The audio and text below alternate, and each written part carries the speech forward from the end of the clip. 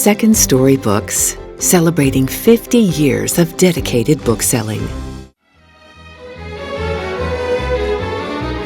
Artworks is made possible in part by the citizens of Baltimore County and by the Ruth R. Martyr Arts Endowment Fund, the Robert E. Meyerhoff and Rita Becker Endowment for the Arts, the E.T. and Robert B.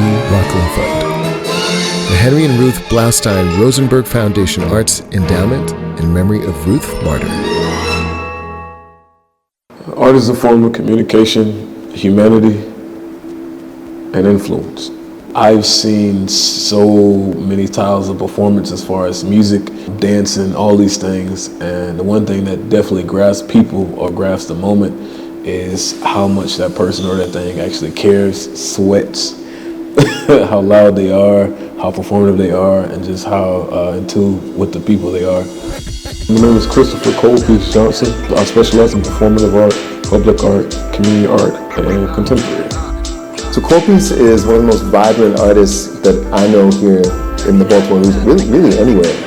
And he does these amazing live performance pieces where he's painting and often listening to music and reacting in real time. Sometimes it'll be like these really short bursts with paint and with fire, and it's just a ton of energy in the performance. So Kolpeace has very strong ties to South Carolina, where he was before he came to Baltimore, and has spoken a lot about his connection to family and how that finds its way into his art, into his painting. It's great, when you meet Kolpeace and have a conversation, he can be very chill and reserved and calm, but when he's painting, it's like this opposite. It's like this ball of creative action unleashed. It's amazing.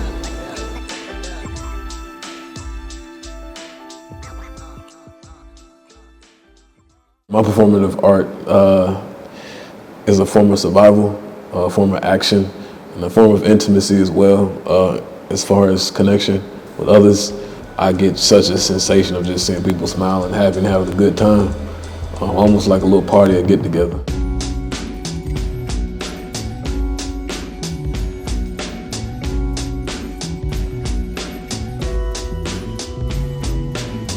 Being able to paint portraits of people or things in a few minutes sounds cool, but it's not nervousness. I would say it's like butterflies, being born again kind of in a way. Because I use fire, I use spray paint, and I also incorporate people and music. And so in doing so, creating the work and creating it like in the moment, it connects you with people that you've never met before, but it gives them the chance to know that everyday person like myself is just like them, bleeding the same blood. Nobody's in different backgrounds, nobody's higher, nobody's lower, we're all on the same level. And when I'm painting, my back is turned away from the audience, and we're all facing the same direction. So for me, I would say my performative art is intentional, very intentional, and also very sacred, but also just very, in that space I said, intimate in a way. A mural is a large definition of a moment, a thing, or a dedication, tribute.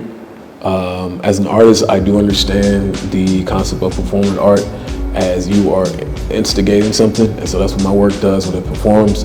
When I create murals, I'm initiating something, and that can be a powerful move as far as community engagement.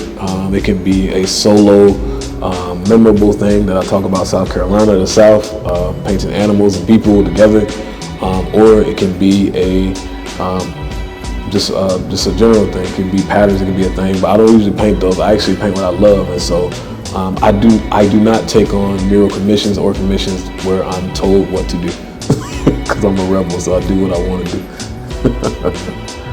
One of my favorite things about this practice or this thing is that I can do it. I base my work off of a lot of animals. All of my animals are like ancestral beings. I'll get a new animal sometimes, or certain times I'll donate to an animal shelter or something like that when I may lose a loved one, because these are ancestral things, beings to me they seem like they carry a certain personality from people that I may know. Maybe like 2019, 20, my sister passed away. And that was on Juneteenth.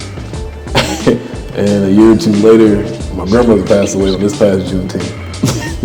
Juneteenth is such a strong celebration of freedom, but every Juneteenth, I would paint something somewhere for a little bit. I don't care what they're trying to pay me, I'll paint because I know these are two women, two people that enjoyed what I did for a living. And so when I lost those people, I knew that in my heart, in my blood, in my spirit,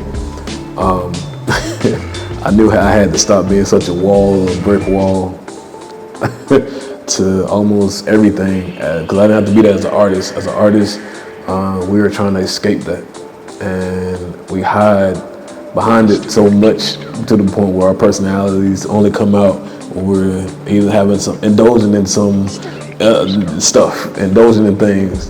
Use your mind wherever that goes, but why can't we just be that way regardless? Enjoy and celebrating life, because I've had friends who were sick that almost passed away this year. I had people happen. I'm not mad, I'm not upset. I'm just like, yo, this is life, it's real. And all my life has been things I've had to try and learn to do, have to be this, be that. But this is one of those things I just know how to do. I've used this stuff to take care of my family, my friends, people around me, and I'm able to take care of myself a little bit more, and I wouldn't give that up for anything.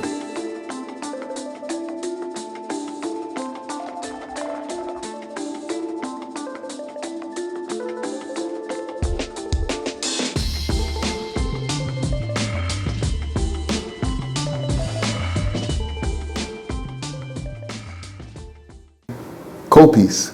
How you feeling? Good, how you feeling? I'm all right, cool. Good. I'm gonna reach across. All right. Yeah, like that. Yeah. It's great to be here. So this is the first time I've been in your studio space. This is your new studio space, correct? Yes, absolutely. Yeah. I'm over here at PS 103, the Thurgood Marshall Amenity Center. Mm-hmm. So it's cool. It's a newly renovated building. It was first an elementary school, housed certain iconic and neighborhood people who are in this part of Baltimore, which is Pennsylvania Avenue. Mm-hmm. And people who live in the neighborhood, elders, been going here since they've been kids. And so over time, when it had some building damage, water, different things, they renovated the building.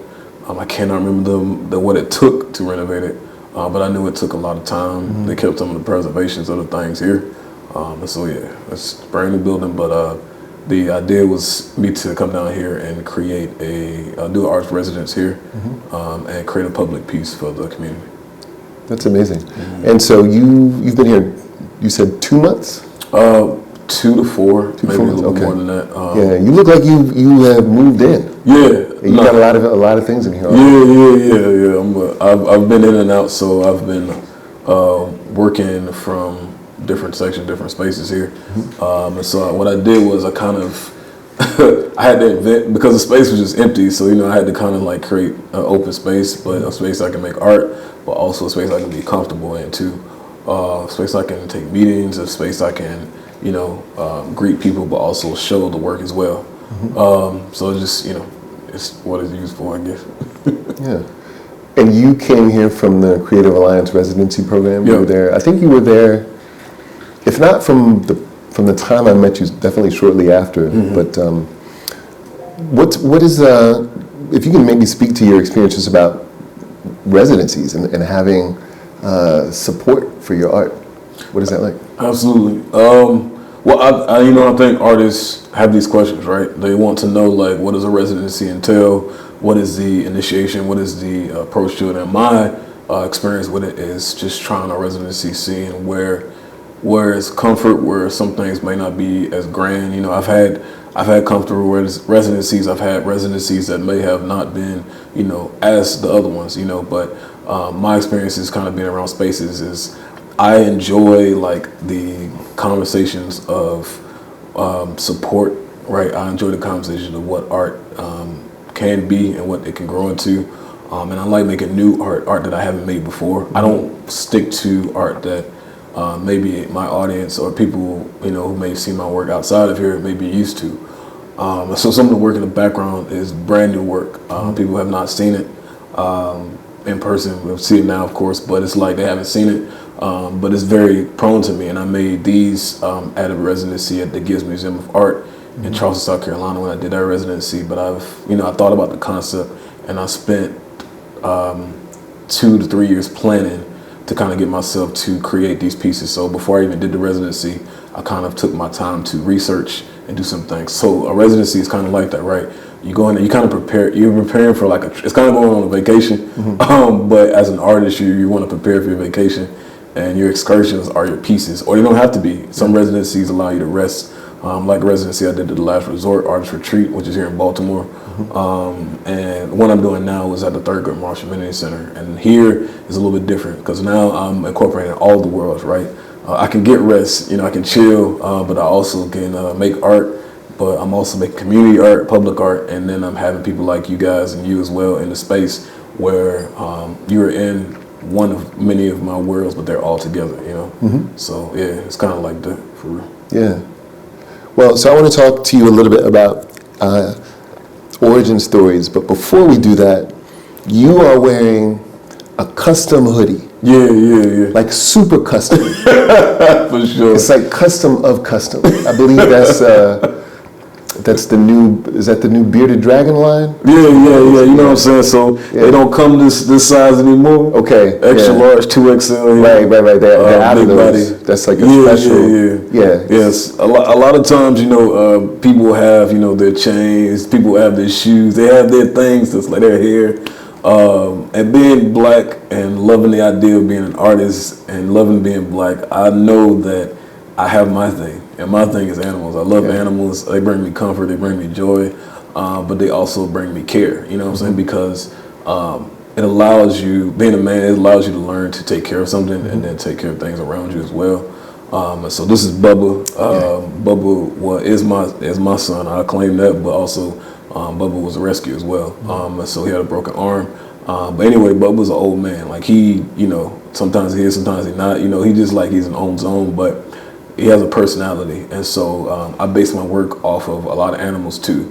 All of my animals are like ancestral beings. Every time, people don't know this, but I'll get a new animal sometimes, or certain times I'll donate to an animal shelter or something like that when I may lose a loved one. Because these are ancestral things, beings to me. They seem like they carry a certain personality from people that I may know. Like this guy acts like my grandfather, you know what I'm saying? So my puppy, he acts like all my cousins or my uncles, like he acts like everybody. I have a spider. My spider acts like he acts like my aunt. So my spider's a girl, but she's very like, she comes out when she wants to and she does what she want to do. And then my snake, he acts like himself, and so it's kind of like having these different personalities with animals as well. Yeah, it's amazing. So this is Bubba, and yes. What are the names of your other animals? So this is Bubba here. I have a snake you guys will see in a second, which is Kobe, after the great, and I have my spider, zebra knee tarantula, which her name is Harriet. After the great Harriet Tubman. Everybody laugh, but I do it because that's a superhero of mine. I like it. Like that's one of my favorite superheroes for real. And I have a dog. His name is Chico, off of Friday. But it's my love for movies. Yeah. His characteristics are very movie-like, and so I just name my animals off of things that just remind me of just things I really enjoy and care for. So, for sure. Yeah. I know we talked a little bit about. Off camera about dogs and totally get it. Yeah. So a lot of times I think when people see artists such as yourself, right, who seem fully formed, right, like you have an identity that I think resonates, both in your artwork and I think just in your personality. Right? It's easy to look at an artist like yourself and think, okay, well this is who this artist is now, but we all go through phases, and there's that sort of initial phase where you fall in love with whatever it is that you do, or your relationship begins with whatever your art form is. What was that for you? Were you always painting, drawing when you were younger? How did that start for you, and how did you foster that love? Well, I mean, shoot. So I'm from Columbia, South Carolina, born and raised, and that love came from the love of music. Art was never like a first concept for me, but I enjoyed the idea of moving my hands, working my hands. Seeing my mom being a hairstylist, seeing my dad trying to fix stuff that he couldn't fix and broke everything. Seeing my family kind of putting things together to things to make people happy. I always enjoyed that. And I enjoy the way people, or maybe iconic figures, have effect on people. And so I know that I wanted to do something, but I didn't know art was a thing, right? I never was introduced to art. Artists, black artists may exist, artists is in the books, all this, I never knew those things. I just knew that I liked a picture, something that looked good, and that's my favorite thing about it. And so just coming into it, I would say that, I don't know, man. I mean, I was in college, you know what I'm saying, and I wanted to figure something out to kind of help my family, but help myself too, because you know, when I do this work, I think about community people, but I think about the environment that they live in. Being from the South, I grew up in a very rural area, but I also grew up in the woods too, so it's kind of like seeing nature, being around wildlife, of course, but learning how to create some of survival, because my art became a survival technique. Because I started off as a performative artist in the street. So what I would do is I would go to, when I was in college, I had like 2 or 3 jobs, and when I got off of work, I would go to different things, maybe downtown, in the neighborhood, whatever. I would go to these events, and I would just paint around people. It didn't matter where it was and who was in front of. Even if it was 2 or 3 people, I would go do it. And I would do that to cause attention, attentive to whatever art or what I believed in that moment. And so what I would do in that moment, when I would paint live, I would paint these faces in like 8 to 14 minutes. Using spray paint, using fire, using these things, because graffiti was a form of communication for me. It helped me kind of create this concept between, they didn't know who I was, I knew who they was, but guess what, after this, they're gonna think I'm the coolest person in this moment. But that creates a relationship and a friendship. And I knew how the humanity part of that exists in that moment. And so I just kept pushing. I didn't stop. Even if I wasn't making no money, I kept doing it because I knew that there was something out there that I could reach people in doing it. At this point, I still didn't know I was an artist. I just knew that I was a guy that enjoyed painting. And so what I would do is travel to different spaces, like in South Carolina and Georgia, in North Carolina, these different states, to just do painting for these different spaces. And so when I would do it, I wanted to find a different, deeper connection with the arts. And I didn't know that contemporary art and public art and murals, I knew that murals existed, but I didn't know the strength behind it, right? And so I decided to, go get some education, learn something for once, open up a book, read it, take some time to actually absorb information and get closer to people, get closer to my faith in God, kind of like think about some things that was strongly in that spaces. And I thought about my family, and I thought about the legacy of my grandmothers and my mothers, and how they invite people in the room.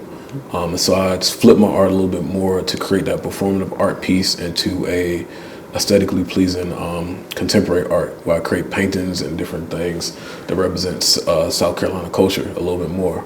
And so what I did was I took their gestures, their movements, their dancing, whatever, and I incorporated that into my performative pieces and then into my contemporary pieces. Most of my pieces, you look at them and you think about music a little bit. You think about like it's sound, it's things coming out to it. Because as I'm making work, I listen to music and I see color. And so it's kind of like a synesthesia type thing, where you can see things that you, I guess, hear what you see, something like that.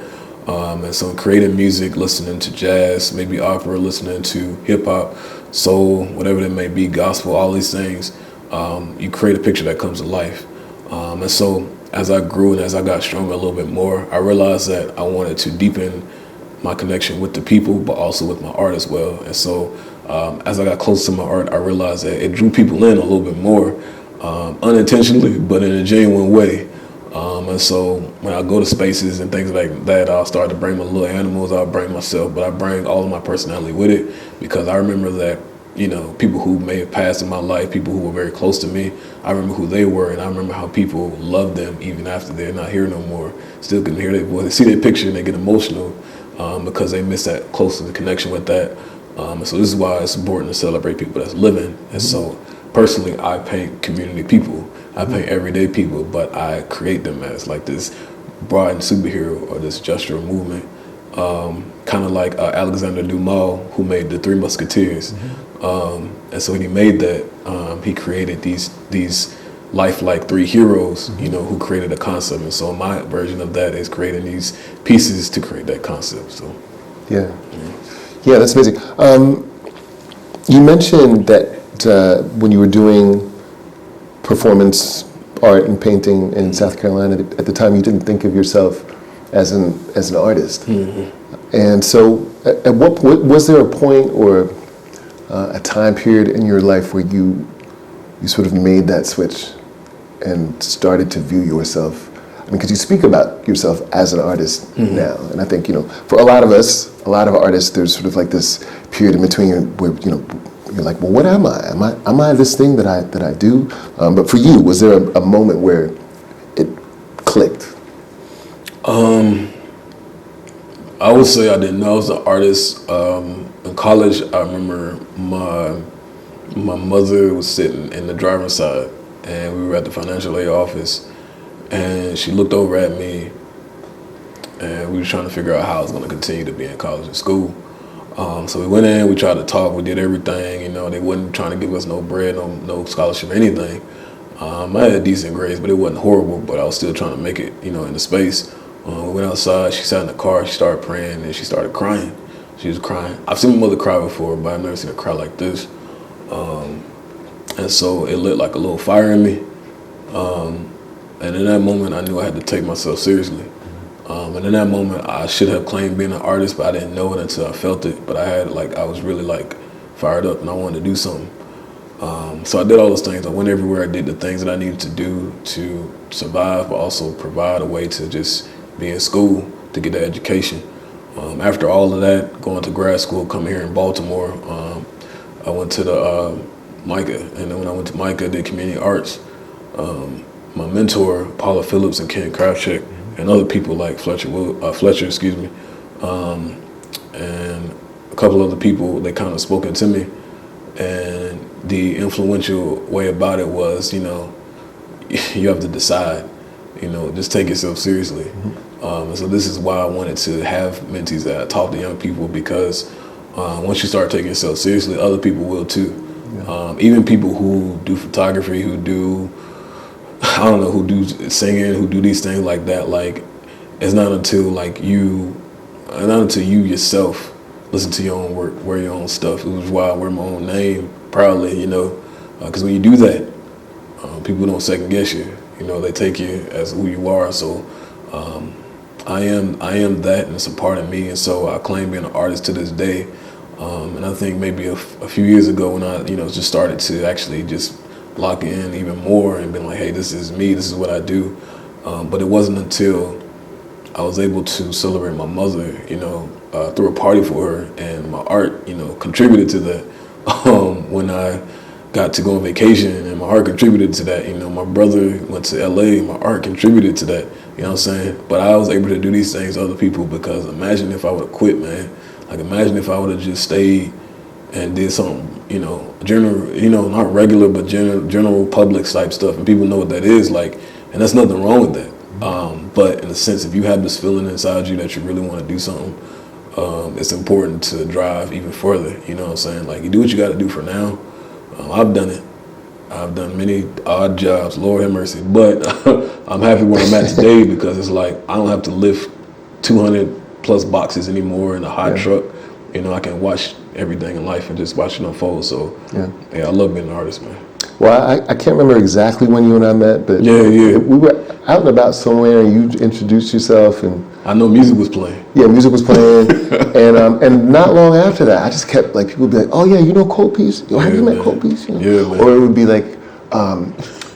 do you know Chris? I'd be like, Chris. They'd be like, yeah, Kolpeace. And I'd be like, oh, yeah. So Yeah. it's been great, having you in the area and seeing you blossom and shine. And you and I are going to do something.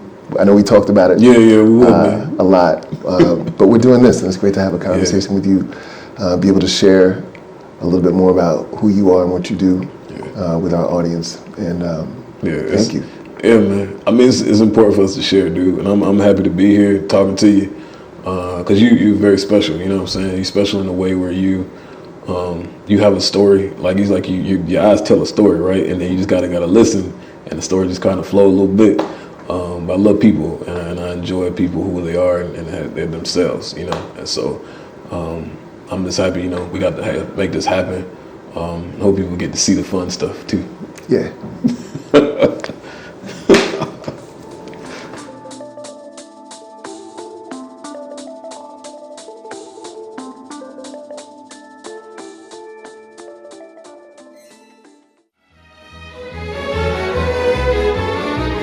Artworks is made possible in part by the citizens of Baltimore County and by the Ruth R. Martyr Arts Endowment Fund, the Robert E. Meyerhoff and Rita Becker Endowment for the Arts, the E.T. and Robert B. Rockland Fund, the Henry and Ruth Blaustein Rosenberg Foundation Arts Endowment in memory of Ruth Martyr.